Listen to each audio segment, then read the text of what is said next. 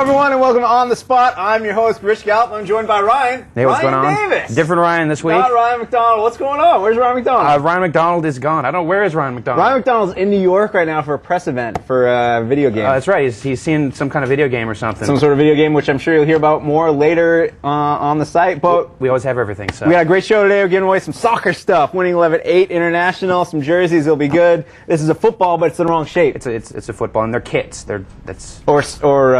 Yeah, we'll call them kits. Sure. Fair enough. Strips. That's the other word. Kits or strips. But we are joined by Sarju Shah from GameSpot Hardware. What's going on, Solid J? Not too much. Now, Sarge, earlier this week, at the International Solid State Circuit Conference here in San Francisco. Where? International Solid State Circuit Conference here in San Francisco. Good. We heard phrases like 90 nanometer process, 234 million transistors, and a 220 millimeter square. What was all this talking about? What do they mean? What you're talking about there is a cell processor. That's a chip basically designed by Sony, Toshiba, and IBM. They want to use this thing in the PlayStation 3 along with everything else they can think of. Servers, TVs, toasters, whatever you name it, they want it there. So this is going to be the heart of the PlayStation 3. Yes, it will. And it basically it consists of one processing unit and 8 SPUs. The SPUs are the synergistic processing units, no relation to gem and holograms. Oh, synergy. That's right. No, I forgot. Oh, maybe. I'm bummed. Anyways. It has nothing. Anyways, continue. So basically, you have, if we were to apply this to a simple analogy in terms of managers and workers, the processing unit is the manager, and then you have 8 workers, which are the synergistic processing units. And they just divide up all the tasks and do all their work independently. This is akin to the, I guess, multi-core processing for like the new Intel Pentium 4 or 5s, whatever they're called now. Or like gem and the hologram. Yes. Correct. Yes. So the idea is that it's able to sort of process a lot of different stuff in parallel. All at the same time. Is a big deal of this. Now this is obviously going to be the core for the PlayStation 3, but then we're also going to have the NVIDIA GPU to power the graphics. Mm-hmm. Yeah.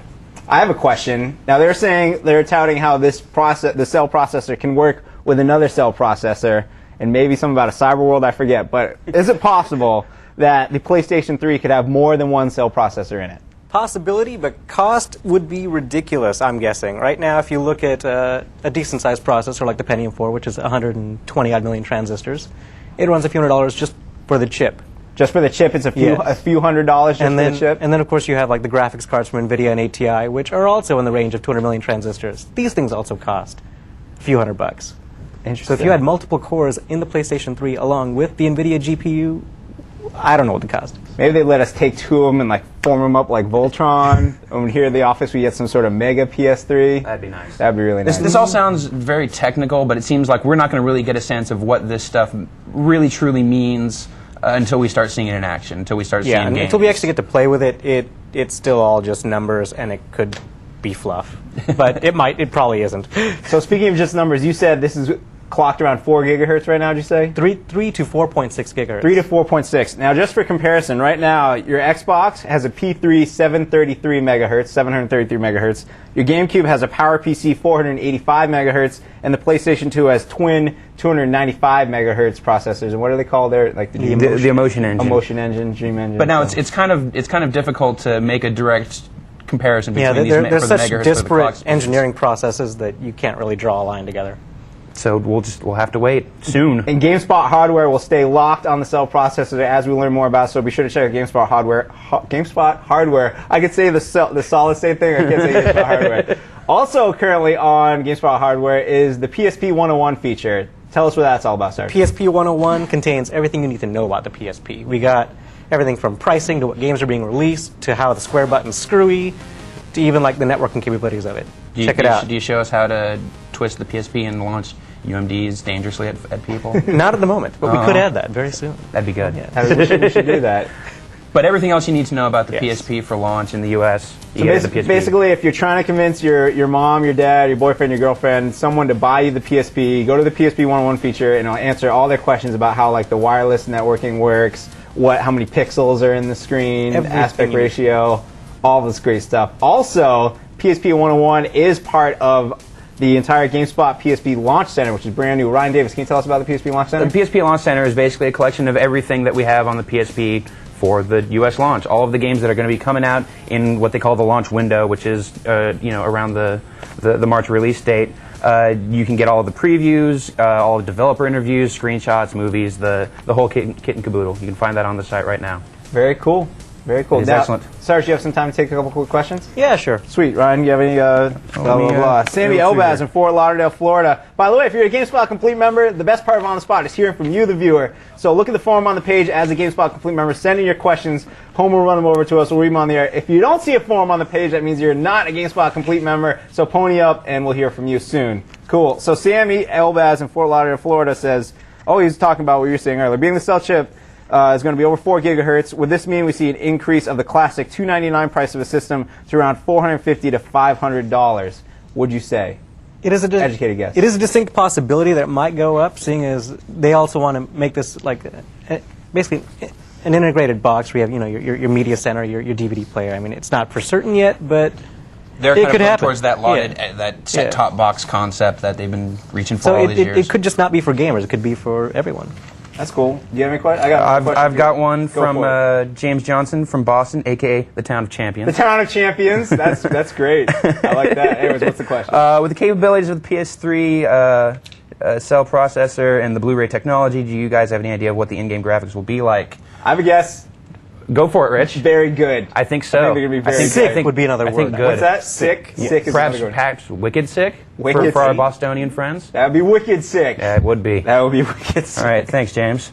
Nice. And Jordan Townsend wants to know, I just wonder what kind of impact using the new cell processor will have on the games we'll be seeing on the PlayStation 3. I've heard a lot of hype of this new awesome processor, but no word on if this will A, give better graphics, B, better AI, C, larger maps, or whatever the major innovation in the new games might be. Thank you, Jordan. So basically, it's going to be all of the above, but how far ahead, we still don't know. Well, I mean, this is going to be one of those things where it will be largely, this is the hardware. It's going to be to the actual developers to make use of it. The AI is not just inherent to the chip. It's going to take these developers actually developing good AI and making use of what hardware there is. So it's all this stuff is going to be unproven until someone actually does it. Cool. So for more information, check out GameSpot Hardware. It's a little word that says hardware somewhere up here on top of the page. For the, what's it called? The PSP Launch Center, go to GameSpot.com/features/PSP Launch 05. You'll find it. It has links there to all the launch games, all the content we have, previews, developer interviews, gameplay footage, and it'll be updated as we get closer to launch, right? Absolutely. Cool. Well, thanks for coming by, Sarge. Thank you. Appreciate it. Everyone check out GameSpot Hardware. But right now, coming up, our own Ryan McDonald, although he's way far away at a press event, he left behind a late contribution to GameSpotting Live showing how much his Japanese PSP has changed his day-to-day life. Check it out. Recent announcement of the PSP's price and date, I was once again reminded that not everyone has one of these little guys just yet. And most people haven't even actually seen one yet, or at least in person, which is pretty much the only reason I imagine people still try to compare the PSP to the DS. In fact, one of the reasons I wanted to do this was, with all the coverage we've done on the PSP, I'm still amazed by the questions that keep showing up on our forums. So instead of giving you a rundown of all of the capabilities the PSP has, I thought it'd be more interesting to show how life has changed for me since I got my PSP back in December. First off, I don't hate riding the bus nearly as much as I used to. In fact, when presented with the option of riding in a car or commuting with Jeff and Alex as it might be, I find myself sometimes leaning toward the bus. Not that I don't love Jeff and Alex, but sometimes I just want to get a solid hour of Ridge Racers in. Waiting for a plane at the airport, riding a bus, pretty much any activity that has any form of waiting involved with it has become much less of a pain now. I got a 512 SanDisk Memory Stick Pro Duo, which holds a heavy list of songs with a couple of episodes from a few TV shows as well. Some might say an iPod is easier to use as an MP3 player, but I watch movies and play games too. With the new case I got for the PSP, I'm able to peek the end of the remote control wire out of the case and control my music on the bus with one hand. I just put the PSP controls on hold so I don't accidentally hit a button when it's in the case and just use the remote control. The video action of the PSP is amazing, probably my favorite feature on the unit. My son and I love the Justice League, regular and unlimited, so we've got a wicked collection of them that we record off of TV. I encoded them for the PSP and not only watched them myself, but also let the boy watch on car rides that might otherwise be a little too long for him. Which brings me to my next point, durability. Am I crazy letting a 3-year-old handle a PSP? Not exactly, because the PSP is a lot more durable than you might think. Have you guys seen this video that made it around on the net a few weeks back?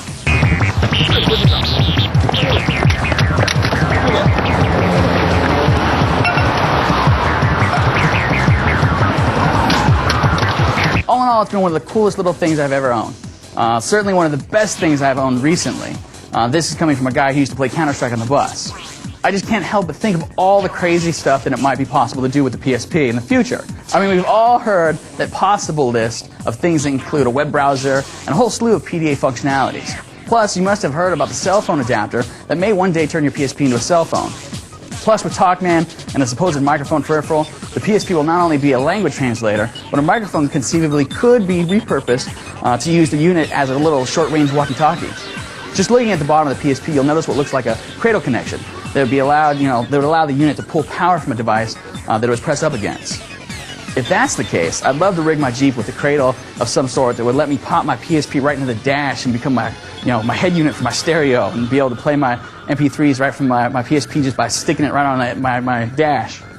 As it is, I use the PSP with an FM transmitter that lets me listen to my MP3s on my car stereo. With all its possibilities, it's not hard to imagine the PSP becoming an input device for all kinds of stuff. Can you imagine being somewhere and having a Wi-Fi trivia game be active for all the PSP owners in the area? How about sitting in a theater, being able to use the PSP to vote on how you'd like the movie to go? All I know is that a lot of people who are on the fence about how cool the PSP is will more than likely come around once they see it in person. I would like to thank Ryan for leaving us that video before he left. What were those Japanese guys doing to that PSP? I think they're trying to break it, or they're trying to prove it couldn't be broken. Or I don't have a PSP. Why they got to break that one? It was already broken. That was what the story I heard, is that it was already broken and they were sending it back for repair or something, so they figured, well, why not break it the rest of the way, right? That's some crazy music, That's sure. pretty impressive. Yeah. And obviously the PSP has changed Ryan McDonald's life. It obviously has. He's so excited about that thing. He does. He loves it. Every day on the way home. Yeah. He's always talking about it.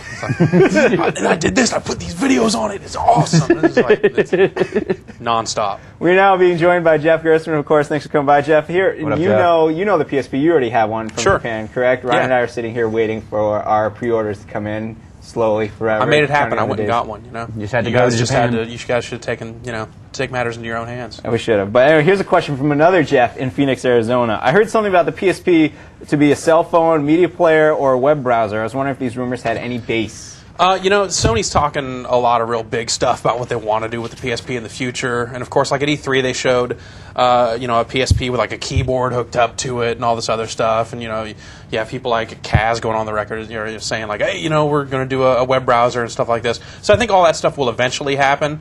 But since the system can be updated via the firmware, that's all stuff they can add after the launch. I don't think the launch system we'll see in the U.S. will be too much different than the one that's out in Japan now. But what they do from there is anyone's guess. But it seems like there does seem to be a lot of capacity for online stuff in the PSP. Yeah, since they totally. did just announce that 5 of the U.S. launch games would be playable online. Yeah, that's huge. That's crazy. That is absolutely bananas. Completely.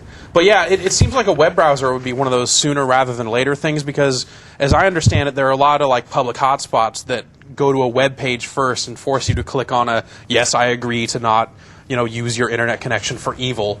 And without that, I've actually been unable to use my Japanese PSP to connect to those public hotspots. Oh. So, with the rate they keep throwing out the word public hotspot, you'd think that they would actually, find a way to get it working on those public hotspots pretty soon. Yeah, I have a home network. I have a wireless network at home, and I took me a whole weekend to figure out how to make it secure, and I finally did. And I'm wondering what kind of interface the PSP is going to allow me to have to access that. Well, it'll support just wide open connections. It also supports web encryption, so you can just enter your SSID and your encryption key, and the PSP will connect from there. Very cool. But yeah, anything beyond that, I don't know that it'll be able to handle it right out of the box. Well, here's a good question from Chris in San Jose before we move on to Capcom's press event. Any details on the infrastructure mode? Will you have an identity that is shared between games like Xbox Live, or is your identity and settings like the PS2 defined per game? It depends on the game. Some games will use, basically, the PSP has a nickname that you enter in the menu. It ships with one that's like, a PSP and then a 3-digit number, but you can change it to whatever you want.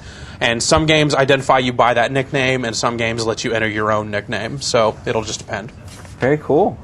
Great. Shall we move on? Let's move on. Great. Capcom. Capcom last week in Las Vegas. What else was going on in Las Vegas last week, Jeff? DICE. DICE was the going on. DICE show, which is a big game developer get-together where developers sit down and talk shop. Mark Echo was out there, not quite a game developer yet, but he's in the works of becoming one. So talking a big game. Yeah, definitely talking up his game real big, and maybe he'll be like the next Vin Diesel. kind of coming in, outsider coming in, making a cool game. We'll see. We'll see, hopefully. But around the corner from DICE, Capcom held a press event where they showed off a bunch of their games that will be coming out over the course of 2005. And we have a ton of video, previews, and developer news for pretty much all these games. So let's break it down, shall we? Sure. First up, Resident Evil Outbreak File number 2. That's more of Resident Evil Outbreak, the online Resident Evil game. Yeah, it's basically an update, new scenarios for that game. Not a big difference, like technology-wise. Seems like it's basically the same game, but new scenarios. So this is a game, it takes place right after all the business goes down in Raccoon City, and you work as a team trying to get through away from the zombies. 4-player online, crazy stuff. And zombies, I believe. Yes, zombies. I've heard of zombies. I'm told there's zombies in it. Yeah. And there's also zombie-like things in Darkstalkers Chronicles, the Chaos Tower for the PSP, which was shown off there again. It was. Now, is this going to be a launch title for the PSP? Yes. That's Capcom claims that game will be out in time for the system's launch, and they're adding a new mode to the US version that's going to be kind of some kind of 4-player mode. Via the Wi-Fi. Right now, the Japanese version has 2-player over the Wi-Fi. This one will be 4-player, but I think it's more of a round-robin tournament thing and not so much like a tag battle or anything crazy like that. Very cool. Now, Devil May Cry 3, probably the most anticipated Capcom game of the year. It comes out next month. Mm-hmm. We had it on the show recently. What can you tell us about it? That song in the trailer is awesome. I'm way into that. No, let's face it. Devil May Cry 2, not so good. Not so good. Devil May Cry 3, looking pretty good. Looking pretty good. That different game, fighting style stuff. Yeah, really you can develop Dante in a few different ways, and I think that game looks like it could be really awesome. Instead, this is a prequel to the first game, so he's kind of it's a young Dante. Yeah, it's like a younger Dante. You think they go with Devil May Cry 0 or something? Capcom's never been shy with calling games 0 or X or all that stuff, but no, Devil May Cry 3, but it's the prequel. Sure. Right now, we're looking at Without Warning. Without Warning is a third-person action game that they just announced, brand new for the Xbox and PlayStation 2. It's kind of based on 24. It's like 12 hours of continuous gameplay, and you switch between 3 military types and 3 civilians in this complex where terrorists have taken over and they're going to blow it up or something. I love 24. I love Kiefer Sutherland. Games based on 24 are the hot thing for 05. Between this and Meteos for the DS, we are going to see a big obviously 24. The puzzle game from the creator of Luminous. Obviously inspired. Inspired by 24, strangely enough. We have an interview with him that we'll have more info on Meteos soon, and you can hear more about that. Speaking of inspired, before it blows us by, I think we should pause and talk about this game we're looking at right now. Saiban. What is it? It is a lawyer adventure game. Finally! For the DS? Yes. Legal adventure is what we need on the DS. It's a series that's been going in Japan on the GBA for years. I think since like 2001. There's been 3 of them already, and now they're bringing it to the DS. And because Capcom likes to play it raw, it is coming out in the US. What is it? It's an adventure game. It is like courtroom drama, and there is dialogue-based action in it. It's sort of like classic adventure games, except that you play this crazy anime lawyer. Yeah, and then you object to things, and the objections look so awesome. Yeah. I heard like your assistant is developing mental, like psychic powers or something as well, and there's just so much great anime vibe to it. I am really looking forward to that one. It's like Law and Order times 2. Hopefully they'll have some kind of sound effect that rivals the Law and Order sound. That would be really good in Japanese, some Japanese phrase. Yeah. All right, right now we're looking at Beatdown: Fist of Vengeance, also for the PlayStation 2, Xbox, coming out in the 4th quarter. They say third-person action. They say it's kind of Final Fight-ish. 5 different characters. You run through the streets and beat everybody up. Like I did just do a fat pile driver, so. Yeah, I mean, people have been trying to do action games like this for a long time, and they rarely work. Hopefully this one will buck that trend. Everyone says that we need to, take Final Fight to the next level, and very few people seem to be stepping up to the plate. Because what we end up with is the bouncer. So. Yeah, basically. So hopefully this game will be rad. Right now we're looking at Haunting Ground, which is another kind of strange game. This one's coming out in May. You play as an 18-year-old named Fiona Belly. You lose your parents in a car crash, you wake up in a castle that you've inherited, and you have to run away from this big creepy dude named Debilitas, and you have a white German Shepherd with you named Huey. That's what we know, right? Is that pretty much it? Yeah, sure. That sounds creepy. I don't know, dude. There's some crazy trailers for it, and also currently on the site there's a developer interview for this game, and to learn more, let's check it out right now. I wanted to do kind of a survival horror game with action and use a female character, which may not go over too well with the retailers or the gamers themselves. So in order to add in ability to do attacks or different kind of actions, and then why don't we put a dog in and have that kind of cooperation. So once they started heading down that road, putting in a dog, letting the player control, give orders, come, go, that kind of gameplay system, once they started to think about that and go in that direction, it turned into a really good, plan for a game. So when you first start out and when you find the dog, it's not yours. It's the dog doesn't know you. You don't know the dog. So even if you tell it to do something, it won't really listen. You do have buttons, come, go. You can yell at the dog, you can praise or pet the dog, but it's not really that close to you at the beginning. So in order to bring the dog closer, become closer to the dog, you give it an order, and if he follows the order, you praise the dog, and if he doesn't do it, then you scold him, and then that kind of teaches him to listen. And so if you get that out of the way, once you get further in the game and you need, you're being chased by someone, or you're in that kind of situation, the dog will help you by attacking or protecting you, or if you need the dog to go through a hole and find something or go do something, then it will pick up on that and really help you out a lot more. They wanted to kind of differentiate it from other survival horror games, so you have your character, but you also have a dog that you can communicate with and use to solve puzzles and do that kind of thing. Thank you very much. That game's looking really good. Maybe looks kind of spooky. And looks cool. And that The big guy looks freaky. the big guy looks very freaky. It's got style. Everyone likes the dog too. Nice German Shepherd. Yeah. I used to have a German Shepherd. Did you? The questions are flying in, by the way. James Conner, Milford, N Factor in Phoenix, Conor O'Brien in New York, Ronald B. in Los Angeles. All these people want to know more about the PlayStation 3. Steve in Brussels and the cell processor. We don't know anything about the PlayStation 3 beyond what you can find on GameSpot Hardware right now. Unfortunately, everything else. But we're going to know speculation. soon. We should know soon. Sony says they're going to show it off before E3, and that's May, and it's February now, so, Not a lot of time. not a whole lot of time left before they reveal that it's going to be made entirely out of leather on the outside, and it's going to... Really? Yes, it's going to run on vampire blood to fuel the cell processor. Vampire blood's really expensive. Yeah, no, totally. It's... Jeff, right now in your right hand, you're currently holding a Nintendo DS. And what game do you have fired up? This is WarioWare Touched, which is the latest game in the WarioWare line. It's coming out next week for the DS. So those not familiar with the WarioWare, it's manic, crazy collections of mini games. Yeah, they basically set up a little thing they call micro games, and it's one basic activity, but then the key is that they throw these basic activities at you one after another, and they constantly get faster and faster, and it eventually drives you insane. Well, let's fire it up. Let's see what you got. We're going to do the 8-volt level here, which is basically themed after old Nintendo games. Oh, very cool. And so you can see a little Mario and Zelda in there. So it is very referential. The games have always kind of shown a lot of used a lot of old Nintendo stuff in them. Yeah, especially in this section, the little Mario game there, and here I have to drag the Metroid off of Samus and hold it there, which gets a lot harder when there are 3 or 4 of them, believe you me. Silly Metroid. Yeah. Okay, that first one you did, Mario, looked like you were kind of cheating, so you didn't have to actually... Oh, man. Oh, geez. Upper left. Nice. Yeah. Oh. Nice. I know it says, now, like I told you, get the coins. You're not controlling Mario running across the screen. You're Right, just I'm tapping the coins. Oh. I don't even... I don't know what happened there, but you did. Why were you blowing It had on the it? lips on it, so that means I'm supposed to... So it actually blow into uses the microphone. It does. There's one whole subsection of mini games with a little robot named Mike, and for that you just kind of blow into the microphone over and over again. So you get winded doing that. And here I am playing old WarioWare on new WarioWare. That's crazy. Yeah. There's a GBA on your DS. Yeah. Now, one thing that WarioWare is known for is that this game is kind of manic, very frantic. Does your hand get in the way at all while you're playing? A little bit. Not in this case, obviously, because you're blowing on it again. But So I just blow on that, and just a little Donkey Kong 3 action there. I've got a couple of questions here from some of our readers about WarioWare. Kick 'em. I've got Will Griswold, who is from the U.S. Good place. Wallywood.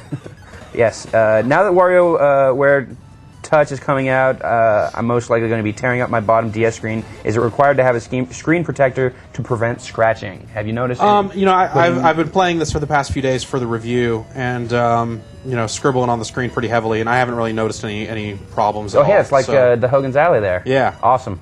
And then Wait till this part, though. This is the best part. It's, oh, God, this review. And then when they blow up, they turn into old Nintendo controllers. I don't even know what that means. You're a sharpshooter. That's what it means. That's mind-blowing. Robbie, IV in Putnam, Connecticut. I think IV might mean 4. How many separate microgames are there in WarioWare Touched? Is it comparable to the number of games in the original WarioWare? Yeah, it's around the same number. I haven't counted, but there's Is there a lot of repeats? Is there a lot of new stuff? The thing is there are a lot of repeats from the WarioWare game that isn't out here yet, which is the second GBA game that actually came out before this one in Japan, and that's one that has the tilt sensor in it. Oh, that one's awesome. And that one is awesome. Yeah, so they came up with a bunch of really crazy ideas for that one. You have to like tilt the system to make things happen, and some of those show up in here, and then some of the old WarioWare games show up in there too. So I don't even know. Oh, I'm okay. See, because I'm just. Was that Goonies? What is that? Some crazy Japanese game. Oh, okay. Yeah, no, they make references to all kinds of stuff, whether it came out here or not. You're Duck Hunt. just Awesome. talking about WarioWare Twisted, which comes out in March. This Yeah. game comes out on Monday, I believe, is when it ships. Next week, yeah. Very cool. Can we tell people when to expect more on this game on the site? We'll have a review this week, and today's Thursday, and it's not going up today, so... You're giving away too much. Sorry, all right. You're giving away. I think I know when it's going to go up. I have a hunch. Speaking of stuff on the site, thank you very much, Jim, for providing the camera work. Jeff, thank you very much for demoing. Feel free to send in some more questions for Jeff on WarioWare.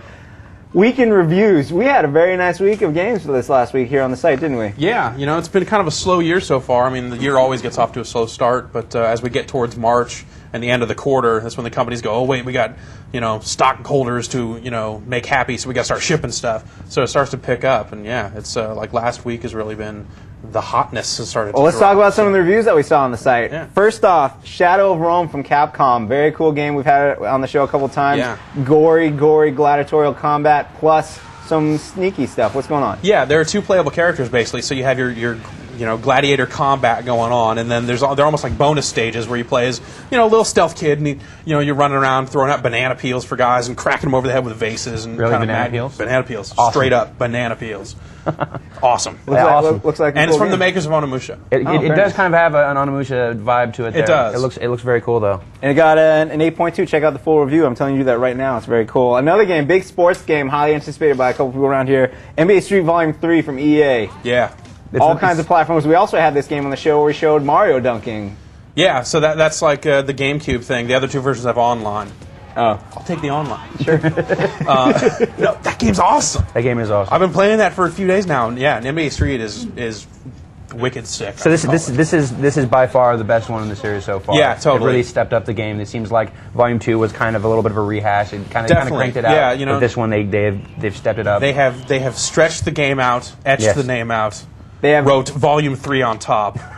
Dude, That's yes. key. They have like 3-person game breakers. They have a dunk contest, which isn't confusing like NBA Live. Yeah, like Bob's a big fan of really that. good on-screen combo meter to let you know how many ankles you're breaking and all that stuff before you go to the rim. The Beastie Boys. Yes, the Beastie Boys. Beastie Boys are in good. it. Well, I think they might have been. Were they better in NBA Jam Tournament Edition, or are they better in this? Only because you have the big heads. Yeah, you got big head mode in that. So And back then, the Beastie Boys, I'm going to say, were a little bit cooler. I'll say it. I'm Yeah. sorry. I'm a huge Beastie Boys fan. well, Anyways. yeah, Yeah, perhaps. game score 9.1 across all platforms. Check out the full review, video review, gameplay, movies, the whole works. Now, Star Wars: Knights of the Old Republic 2: The Sith Lords came out on the PC. Came out on the Xbox back in December. Yeah. How's it looking on the PC? pretty much the same. I mean, if you have a better PC, obviously it's going to look a little bit better. There's still some frame rate stuff here and there, but it's still a great game. Very cool. And now, the storyline, if I recall correctly, picks up a couple years after the first game ended. You're like the last Jedi. The Sith have wiped out everyone else. Yeah, basically, and it picks up from there. Same type deal. You're running into a bunch of different traveling companions and going on a bunch of quests and doing all kinds of crazy stuff. Some old characters, some Yeah. new characters, all Old and kinds of new. great stuff. Great. Familiar faces. Familiar faces, very Yeah. nice. One last review that went up we're going to talk about. Ryan Davis, you know this one especially. Yes. Champions Return to Champions Arms. Return to Arms, the sequel to Snowblind's Champions of Norath, which came out last year. Snowblind cranked this one out, and it kind of shows. It's the same sort of Diablo-inspired hack-and-slash action that Snowblind has been doing for years. And the engine still looks good. The action is still pretty satisfying. The online's gotten better. They've introduced server-side character stuff, so people can't be cheating so horribly. Yeah. But it does feel the same to a fault. It's a little too familiar at this point. I don't know. You left out one key part, and that's Puma Man. That's right. They added 2 new races. They added the Lizard Man and the Cat Man, and as the Cat Man, you have a bunch of different skins that you can choose from, and one of them is the Puma Man, which is fantastic. That was my favorite. I enjoyed. Yeah, I love playing as the Berserker. So, and what did I even give that game? I gave that game a 7.8. It's solid score. Solid score for that game. If you like that kind of game, you should definitely check it out. Full review, video review starring Owen Ryan Davis right here. Gameplay, movies, the whole works. But reviews were not the only thing that went up on the site recently. Oh heck no! My favorite feature that we saw recently was GameSpot's simulation of the Super Bowl, and not just because it was right and the Patriots dominated, but because it was a lot of fun to make. We brought some guys on with us, and Brian and Bob looked all nice in their suits. I think we have some footage of it. I love that feature so much. That is one of my favorite things you guys have done in a while. It is. You have to check this out. It is very funny. It very much captures the feel of sports broadcasting. Bob will never get between me and Susie Colbert. Ooh. You know, he might think that he has a shot. No shot. no shot. Yeah, no. We're happy at home. I wonder if Susie Colbert knows how much you talk about her on this site. She does. I tell her all she does. That's what I was wondering. Nice. Cool. All right. And another thing we're going to talk about, I'm also tell you right now where Ryan is right now in New York. Jeff, where is he? He's in New York seeing Godfather, the game. The game. The game. The game. The Godfather, the movie, the game. And I don't know what to think of that. I mean, come on, that movie's old, man. But how do you even make a game out of the Godfather? Well, it's interesting because what they've revealed so far is we know that you're going to play as an original character. That we know that like Tom Hagen, the Robert Duvall character, and Sonny, the Jimmy Caan character, and obviously Don Corleone are characters in the game, but you play as an original character. So it seems like they're going to kind of Godfather Guy 10. Yeah, it's going to be. Oh wow, that's awesome. That's a great name. It's crazy. It's crazy. Well, I think it's weird is that they got Marlon Brando in the studio to record voice for Don Corleone before he passed on. So this is his last thing. It is. It's kind of like Orson Welles in Transformers the movie. You could say this is Raul Marlon Julia Brando's in Street Fighter the movie. Exactly. Oh yeah.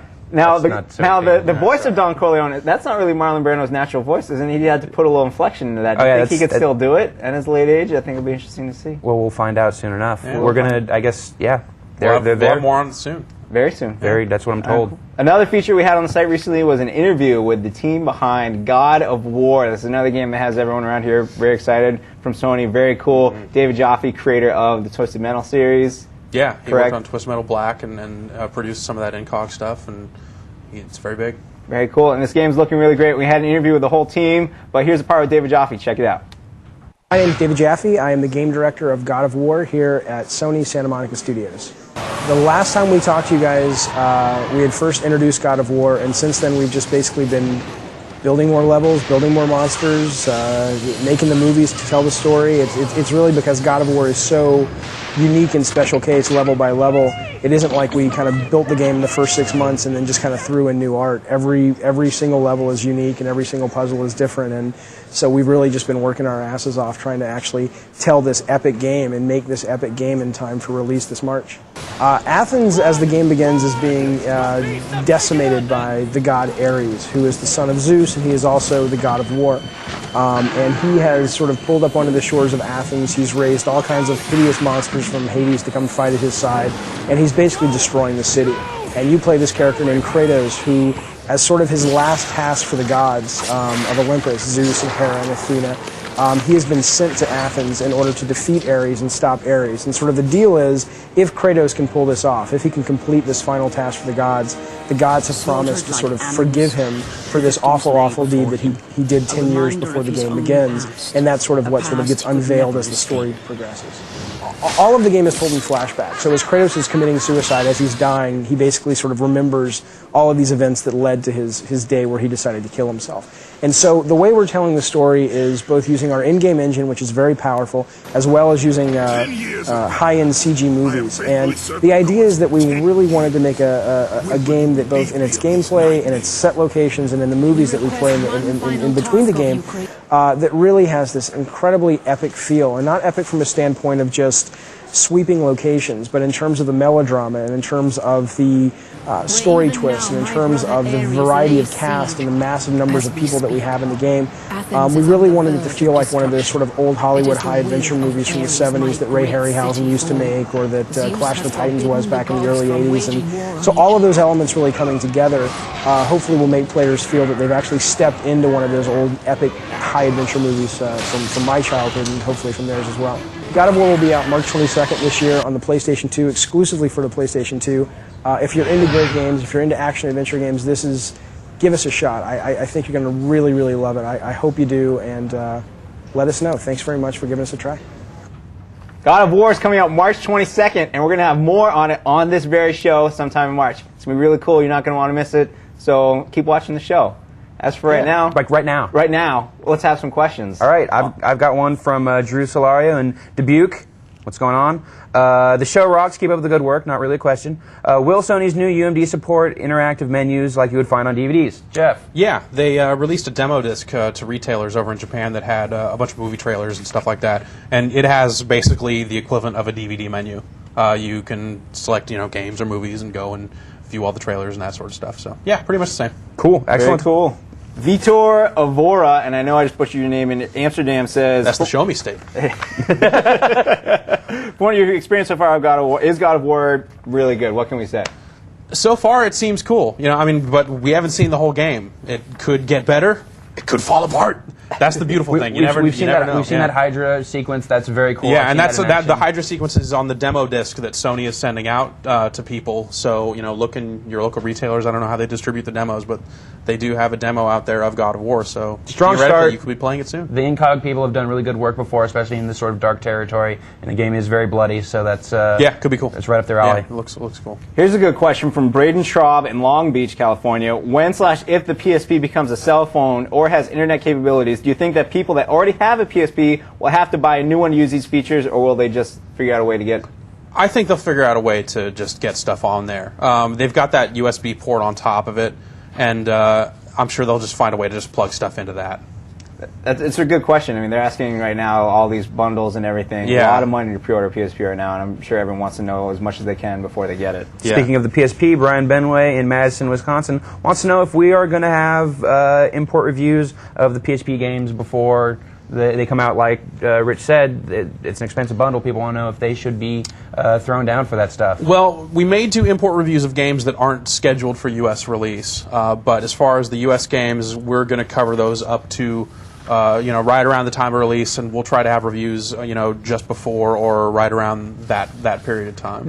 And largely because, there are definitely changes. They just announced Lumines this morning is going to have faster load times and different skins for the U.S. And we're probably, these games aren't going to be actually done until right around the time this is ready to launch. It's definitely people are staying up all night working on PSP games already so that they can have them ready in time for launch. Someone's making a PSP game right now. Exactly. Someone somewhere right now is typing in code for PSP games. Why are you watching the show? Get back to work. It's crazy. Carl in Atlanta wants to know, I was just wondering if you had to use Sony's image converter software to get video onto the PSP. I've heard that other software makes video jumpy and ugly.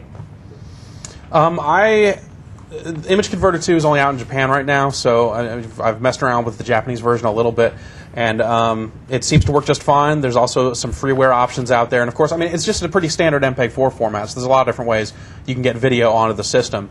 I think it just depends on bit rates and all sorts of technical video jargon, and you're probably just best off using whatever Sony ends up supplying in the U.S. Do you know how much that would cost if and when they release it? I think what they did in Japan is they released a free trial version, and then you could upgrade to the full version for like 1,000 yen, which is like $8.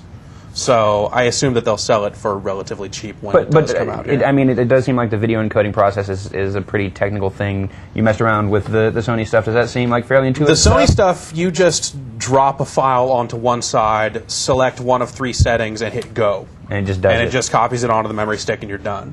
So that's definitely easy. There's a longer way to do it, and some of the freeware stuff that's out there, will take a little longer because you have to rename the file yourself and move it over there yourself and stuff like that. But it also gives you a finer level of control over the video quality.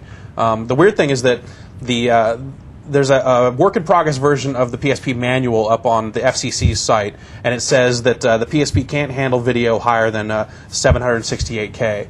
but I've put 1500K files on there and they work fine, and they aren't jumpy or anything like that. So maybe you have a magic PSP. That maybe I do. I don't know. That does that. I think that's what the case it's hard to say until it comes out in the U.S. because they still could make some changes to how the video works on that system. And regardless, if you don't want to buy whatever official program Sony comes out with, there are other options out there, and I'm sure people will be. People are already. There's one out for the Mac that someone made. Called iPSP that I haven't tried myself, but they try and basically make kind of like an iTunes style format for you to get MP3s and other stuff onto the PSP really easily. So there are options. And if they make that freeware share, I'm sure download.com, sister site, will have it, and we'll link to it, and we'll tell you all about it. It'll be really good. I have one last question. Do you have any more PSP questions? No, I don't think I really do. do. We'll make this the last question of the show then. Tom from Brighton, England. I'm confused over the situation regarding the PSP and region-free games. Some sites report the games will be region-free while others claim it is up to the publishers. Can you please clear this up? No, that's That's about Sony maintains that the games will be region-free, but that the movies and music probably won't be. That said, you look on the back of the boxes that are out in Japan, there's a very clear Region 2 logo. I'm sure that the US one's going to have Region 1 all over it. That work-in-progress manual I was talking about actually has a little line in there that says the system will only play Region 1 and Region All files. But of course we asked Sony about that. They said, no, that's a work-in-progress manual. It's region-free. So they're sticking to it that the system's region-free, and hopefully that'll be the case. I assume it will be, because that's what they've said all along. But until we actually get a US PSP, no way of knowing. There's no way of knowing. Yeah. Soon. Very soon. For more information on the PSP, check out the PSP Launch Center. They have links there to GameSpot News, which has links to that manual you're talking about, all the PDF pages. You can check it out. But right now, it's everyone's favorite part of the show, announcing winners from last week's prizes. We gave away some great stuff, great prizes. I'm sure you guys remember the questions. We gave away 3 copies of Star Fox Assault for the GameCube, and the question was, who's cooler of the squad? Who's the coolest? Well, what was the right answer? The right answer, obviously, Jeff, I think you know. Slippy. No, dude! Oh, come on. You know it's not no copy of Star Fox Assault for you. Slippy's not punk. Slippy's just kind of weak. Yeah, Falco is a punk. The correct Falco answer wrote Rock Me Amadeus. He is not a punk. The correct answer is Peppy the Rabbit. So copies of the game, we're going out to John Sturgis of Gresham, Oregon, Michael Marcinko of Warren, Ohio, and Mark Townsend of West Lafayette, Indiana. And the next question we had, we gave away 3 copies of Resident Evil 4. Wow. The question was, awesome. are they zombies in Resident Evil 4? And the answer is... Yeah. No, the answer is no. Dude. They look pretty zombie-like to me, I'm dude. stop asking you. The correct answer is no. The first 3 people to answer the question correctly got prizes, and the winners were Alex Shrewsbury of Avon, Indiana, Thomas Brown of Warwick, Rhode Island, and Matt Butler of Dubuque, Iowa. That's 2 people from Dubuque watching the show. We're huge in Dubuque. Dubuque is in the house for real. Now, this week, we're giving away some great stuff. I don't know if one of you guys want to grab those jerseys right there for me, but we are giving away an Xbox copy and a PlayStation 2 copy of World Soccer Winning 11-8 International, thanks to the fine people at Konami. Very cool games, Justin Calvert's favorite. Those jerseys look pretty nice. These do look like... They feel good. Those are kits and strips, I believe. Yeah, is what they're called. both. It's Cool. a soccer, it's a football kit. Footy strip. This week's question, on the right? pitch. I want everyone who wants either the Xbox or the PlayStation 2 version of the game and a jersey. In the form you see on the page where it says name, location, questions, we get a lot of posts in the forums about this. How do I enter a contest? You're going to use that big box on the bottom. Big box on the bottom, right down there. Right down there. All right. Under there, I want you to put your full mailing address and your name. And all right, this is going to be a video question, so you're doing something a little different. Okay. All right, Go for it. question. All right, here it is. Watch this video, and we'll be back with a question right after this. World Soccer Winning 11-8 International is undoubtedly Konami's best soccer game to date, thanks to a number of quite dramatic improvements made both on and off the field. Like previous games in the series, the action on the pitch in Winning 11-8 is completely believable. The players move intelligently, the ball moves realistically, and you'll never score exactly the same goal twice. Now that was a clip from the Winning 11-8 video review, which is a great video review. I recommend everyone checks it out. Now in that clip right there, how many times did Justin juggle the soccer ball? If you know the answer, I want your name, your full mailing address. Ryan Davis trying to figure out right now. Put your answer down there. The first 2 people to get it correct will get you a soccer jersey and a copy of the game. And now if you think you missed it, you need to see it again. You don't feel like guessing. The show will be up in archival form within the next couple of hours. Or you could just go watch the... Or you just watch the video review and look for that clip. Because he bounces it more in the clip than we showed.